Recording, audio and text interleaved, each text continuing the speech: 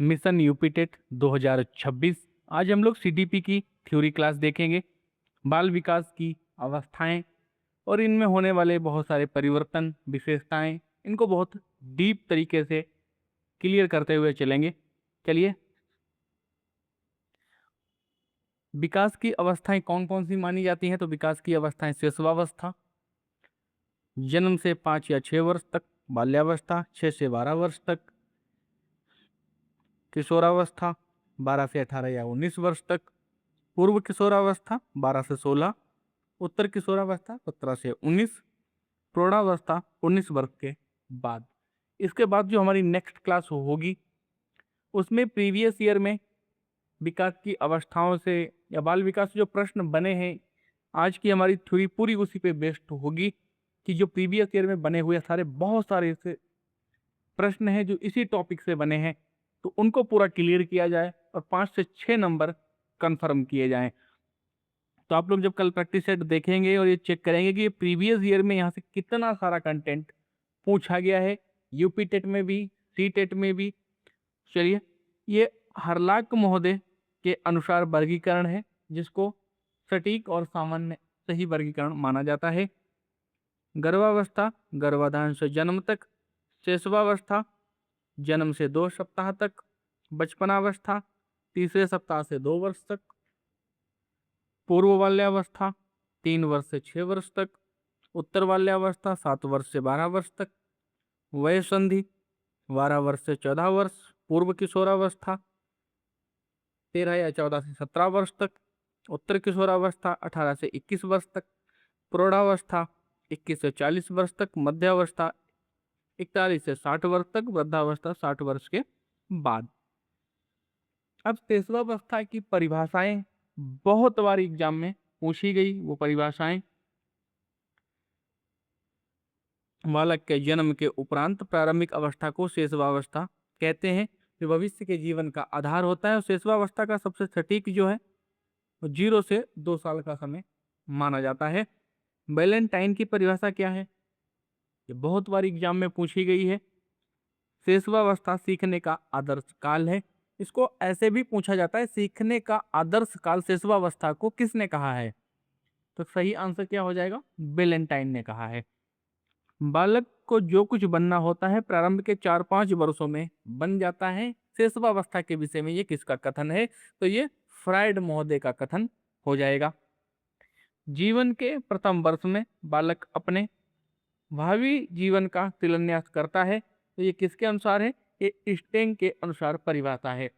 एक परिभाषा और बहुत बार एग्जाम में पूछी जाती है, उसको मैंने नोट नहीं किया है, जब प्रश्न करवाऊंगा तो उन प्रश्नों में से आप उसको करेंगे।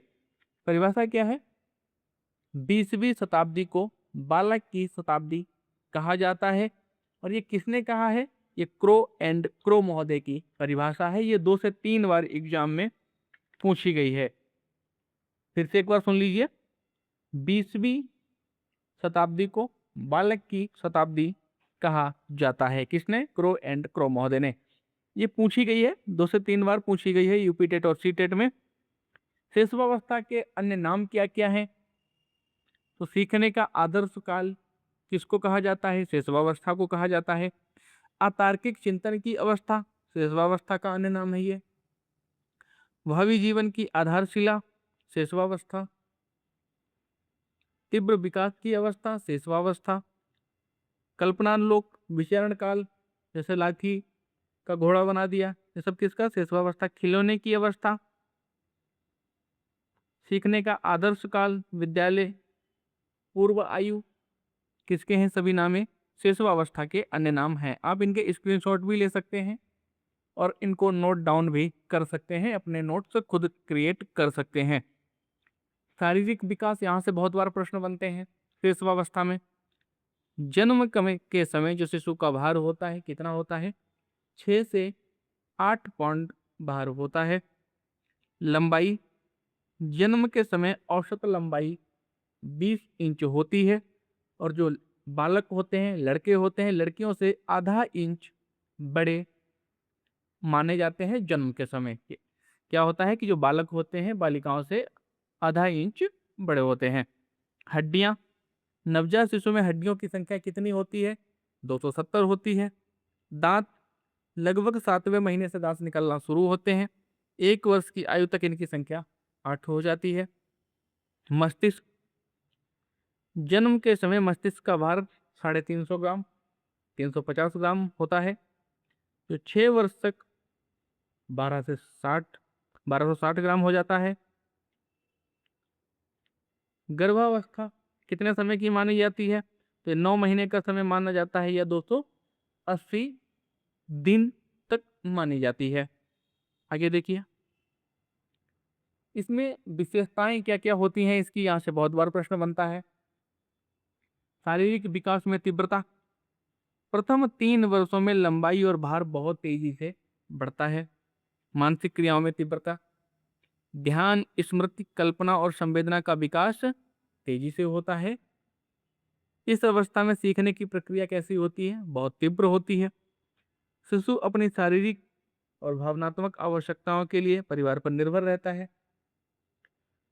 अनुकरण द्वारा सीखना, बच्चे अपने माता पिता और भाई बहनों को जो अनुकरण करते हुए देखते हैं उसी को सीखते हैं। इसको बहुत एक आसान तरीके से समझ सकते हैं कि आप जिस क्षेत्र में रह रहे हैं वहाँ की भाषा आपको अपने बच्चे को सिखानी नहीं पड़ेगी, वो स्वयं सीख जाएगा। आप इंग्लैंड में हैं, ऐसे वातावरण में है जहाँ पे सभी लोग इंग्लिश बोलते हैं, आपका बच्चा इंग्लिश बोलने लग जाएगा। बिहार में है तो बिहार की भाषा बोलने लगेगा। उत्तराखंड में है, उत्तराखंड की जहाँ पे भी आप रहते हैं आपका बच्चा स्वाभाविक है वहाँ की भाषा अपने आप ही सीख लेगा। स्वप्रेम की भावना, शिशु में अपने प्रति प्रेम की भावना प्रबल होती है।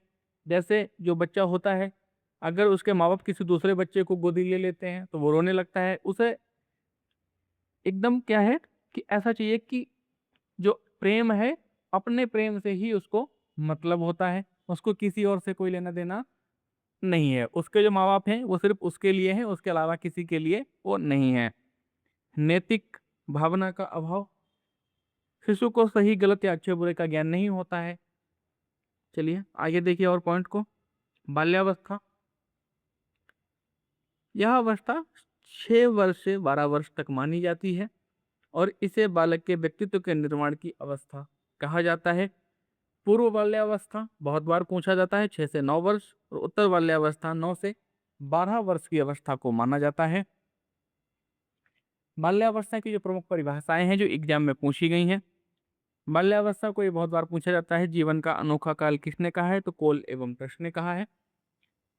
बाल्यावस्था को मिथ्या परिपक्वता काल किसने कहा है? तो राष्ट्र महोदय ने कहा है।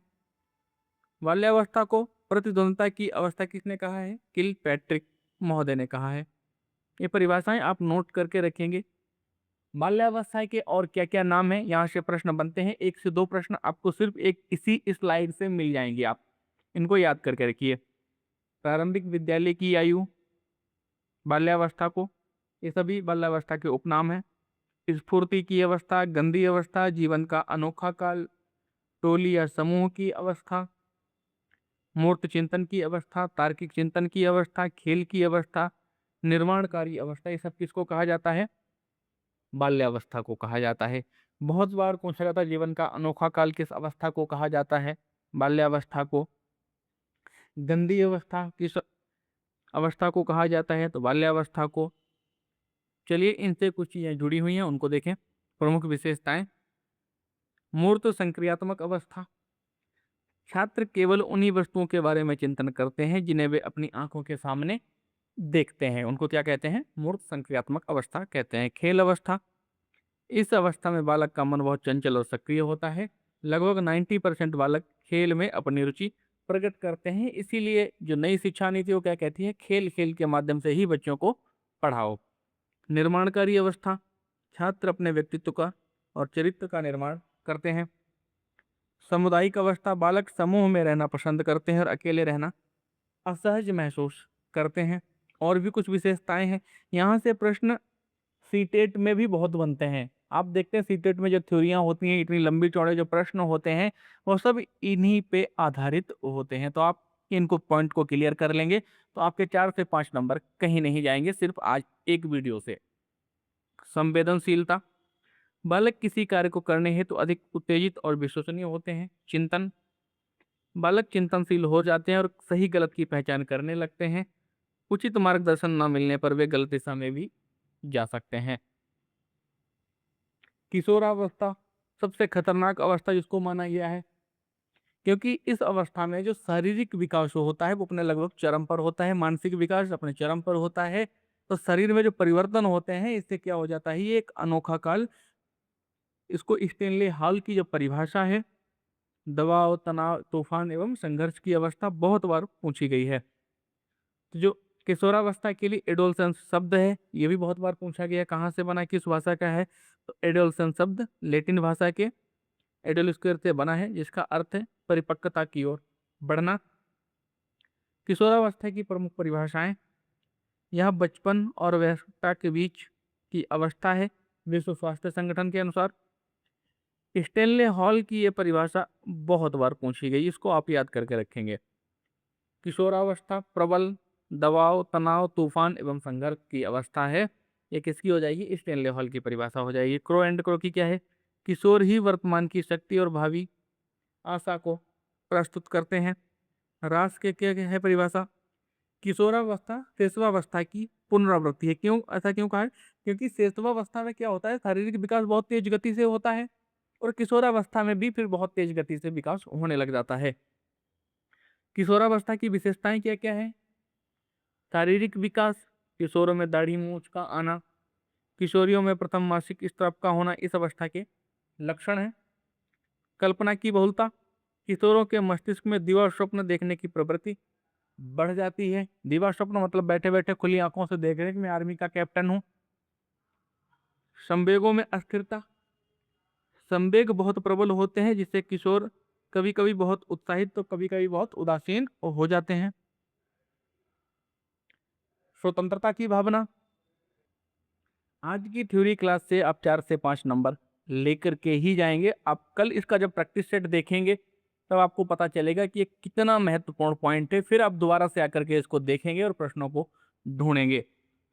स्वतंत्रता की भावना, इस अवस्था में क्या होता है, बच्चे के अंदर एक स्वतंत्रता की भावना जागृत हो जाती है। विद्रोही स्वभाव का हो जाता है कि माँ बाप या जो भी उसके बड़े बुजुर्ग होते हैं उनसे क्या होता है कि उनका हर बात में मना करना, क्योंकि उसको लगता है कि मैं अब सब कुछ कर सकता हूं।